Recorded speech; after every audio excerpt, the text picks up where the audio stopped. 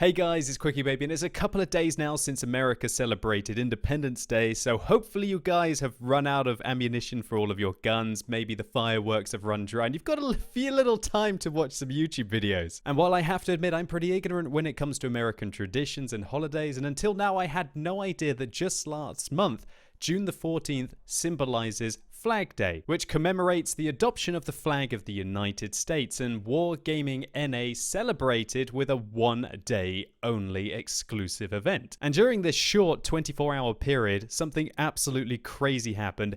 Everybody who finished in the top 10 experience and won a battle in tier 5 to tier 9 vehicles was given a Panther M10 as a 24-hour rental. And yeah, what do you think happens when the entire player base is given a tier 7 premium vehicle with preferential matchmaking for a day? Yeah, that's right. Look how many Panther M10s are in this game. There are 10 on the left. There are 11 on the right. Over 2/3 of the vehicles in this game are these Panther M10 rentals. And we're going to get to experience what that is all about thanks to Sirius, who plays on the North American server. And a big thank you for uploading this on What Replay so that I could check this out. Now, matchmaking like this is probably only possible now at higher tiers, because of Wargaming's new matchmaker system and the fact that all tier 7 vehicles can fight against all tier 7 vehicles. And the Panther M10 has preferential matchmaking, which means that during that one day where it happened in June on the North American server, they could never meet any tier 9 tanks anyway, so I expect there was probably a lot of this happening. And can you imagine being in the tier 7 American heavy tank, the T-29, in a situation like this? Now, this is, I guess, nothing super special. The idea of all of the same tank fighting against all of the same tank. That has happened kind of often in World of Tanks history, but usually at lower tiers. This only really happens when Wargaming, around about Christmas or New Year, they give everybody a low tier tank, and then what's the first thing that everybody does? They jump into it, they play it, and they find that they're playing all against each other. A lot like, I guess, the Toldy, was it? Toldy, the free garage slot. I think it was also coined by Paul Barnett on the North American server and Meathead, I believe, which was absolutely... that was hilarious. I did like that one. But also it happens when a new nation goes into the game. When a new nation goes into the game and everybody's got the tier 1 tanks, they want to take it out as their first step of getting experience, or just to have the novelty of playing the new nation, right? And so you quite often find it'll be all of, I guess, when the Brits came out, the medium 1 tank. God, what an awful vehicle that is, hey. But that doesn't last for very long. It usually only happens for a couple of days and things start to die out.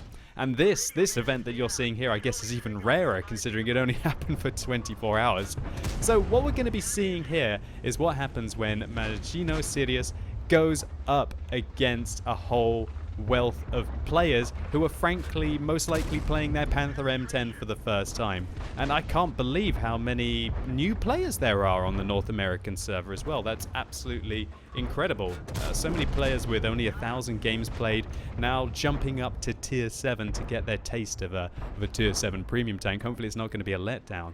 And really, up until recently, when the Panther M10 was massively buffed, the vehicle was a bit of a stinker, really. I'd say it was probably one of the worst premium tanks in the game. Then Wargaming gave it some significant love. They buffed the DPM massively. I believe they improved the aim time or the dispersion values, especially the accuracy. The accuracy now is 0.32 on that tank, and they didn't take away its preferential matchmaking.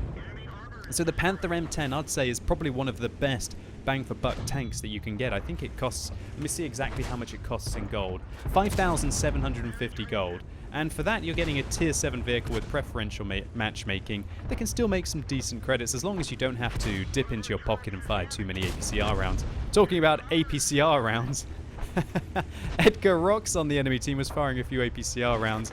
Imagine Sirius, but luckily neither of them managed to get through his relatively thick frontal armor. Now the frontal armor on the T-29 is nothing really special. It's 102mm thick, but it's the angling on it that still makes it impressive. And when you use the 10 degrees of gun depression, wow, yeah, that Panther M10 is firing high explosive rounds. Maybe he didn't rejigger his ammunition loadout, possibly. Or maybe he just thinks that high explosive rounds do more damage, as I used to once think when I was playing low tier tanks for the first time. But you know what, I think that Panther M10 is probably doing more damage with high explosive than he would be doing with armor piercing, firing at the front of Magino Sirius's turret. And that's because the T29 has an absolute beast of a turret frontally, 280 millimeters. In fact, the more that I think about this, the more that I realize what kind of a silly situation this is, and what an absolute feast Magino Sirius is going to have. I mean, 4,000 damage in a tier 7 tank in the first 5.5 minutes of this game. This is the stuff that dreams are made of, right? The T29 is, in my opinion, one of the best tanks tier for tier in the game. It has an awesome 105mm. Sure, its DPM isn't the best, 1,684 base to be exact, but it does have that 10 degrees of gun depression. The frontal part of its turret is pretty much impenetrable against equal tier opponents, even higher tiered opponents. And with the 10 degrees of gun depression, as I mentioned, that just makes this vehicle able to completely dominate ridgelines, to hide that hull armor, and just to go to town on its opponents. And for some reason as well, the penetration of this gun is 198. This is the same gun that you would use on the Mutant, that tier 8 preferential premium heavy tank, on the T32 as well, the non-preferential standard tier 8 American heavy. And this is pretty much the same gun that's on the Chrysler, albeit that Wargaming decided when they put the premium rounds in the Chrysler to just make them have 15mm more penetration. I don't know why they did that, but I guess it was to force people to dab the 2 key a little bit more, maybe load a bit of gold in that tank. Or maybe it was just because they realized that 245mm of penetration isn't really competitive against tier 9 and tier 10. But it's bizarre that they would allow the T32 to keep having that much penetration before they address the Chrysler. But I digress, that's a completely different gripe that I may have. I should focus back on this slaughter that's going on here. So, Magino Sirius has 2 Panther M10s to his south. It doesn't quite look like he's spotted them right yet, as he's focusing his attention towards the middle. He gets shot in the side of the turret, and there we go, there they are. 1 round did go in there, but now with his frontal part towards his tank, oh no, he can't expose all of his lower hull there. That's really not good with the angling that he had. He's doing exactly the right thing now, however. Get a ridgeline between your opponents. That's what you have to do in your American heavy tanks and any vehicles that have gun depression, decent turrets. Also the British vehicles, even some of the Japanese tanks, the mediums. Well, their turret armor isn't fantastic, but still, if you hide your hull, you've got a much better chance of evading the enemy's fire altogether.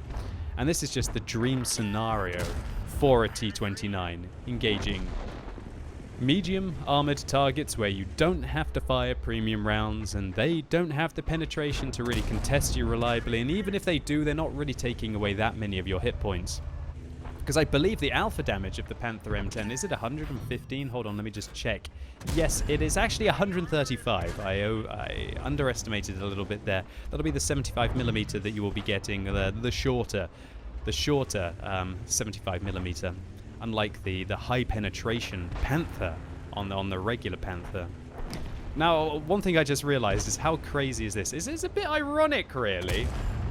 That is a tier 7 German preferential premium medium tank. A German tank that's pretending to be an American. And Wargaming North America decided to give everybody it as a 24-hour rental on Flag Day, which commemorates I guess, the inception of the flag of the United States. What is this? It must have been. That's a pretty good one. I can't believe I missed out on that. I do like some of the events they do throw up on the North American server. But then again, actually thinking about it, I guess for 24 hours, I wouldn't really care too much if I just want to have a break from World of Tanks. But can you imagine if this rental period was much longer? Oh, you'd be killing yourself. If you want to try and grind your tier 7 tanks, having everybody trying to YOLO into you as the rental tanks do promote a more aggressive player that doesn't really care. And for a lot of these players, they're getting their first taste of decent premium income as well. If you give a high tier premium as a rental to a player, they're going to think, oh, I could just dive in and I get 20,000 credits. Woohoo, this is awesome. Thank you, Wargaming. Which I guess is good for them, but really bad for the players of the lightly armored tanks on the enemy team that are just trying to just go about their daily World of Tanks business, have a little bit of fun. So Magino Sirius, having dealt with those 2 Panther M10s, and shutting down another one. Has he killed 9 Panther M10s here, or has he killed the Tiger and the T29 in the IS? We'll have to take a look in the post-game stats. Now on 9 kills and 7,200 damage. He is going to be rolling in here towards that T29. Is he going to be able to get the Pools medal? Well, I tell you what, if he's going to get a Pools medal, it should be in this kind of a replay. And how hilarious is it that it's the American T29 on the other team that is doing so well here? And I guess, oh, here we go. There's the no! Oh, disaster! The Panther M10 on his team steals what would have been Magino Sirius's 10th kill, securing his Pools. But I just realized, how fitting is this that we have an American tank here on Flag Day, the T29, kicking so much of these cosplay Panthers, these Germans pretending to be Americans. But you know what? I think this replay was very fitting. I should have probably got this out a couple of days ago on Independence Day, right, guys? So Magino Sirius picks up a Radley Walters medal here for his 9 kills. And let's count them up. 1, 2, 3, 4, 5, 6, 7, 8. He would have got a Radley Walters medal killing Panther M10s on the enemy team alone. This was a ridiculous amount of damage. 7,200, so it's no surprise that he gets a high jack. What? Why? Where's his high caliber?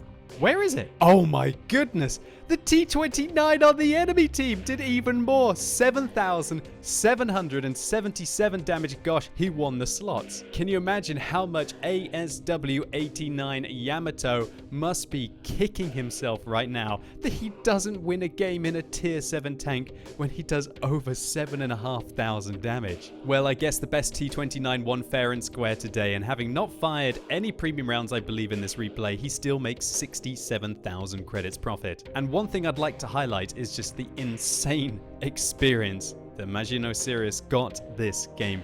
2,453 base experience points, which is one of the highest base experience points in any tank in this entire patch. But there's no doubt that this killer matchup did indeed have something to do with it. Irrelevant, Magino Sirius, thank you so much for uploading this on What Replays, and congratulations to you. It truly was a spectacle and a fun one to watch, and I just wanted to share it with the community. And hopefully you enjoyed this video, or maybe it just flabbergasted you like it did me in the first place. If it did, please give it a like, I'd really appreciate it. And let me know in the comments what is the most ridiculous matchup you have ever seen in World of Tanks and why. And if you do have the replay file of it, maybe share it. And as always, thank you so much for watching. You've been epic, and hopefully I'll see you soon.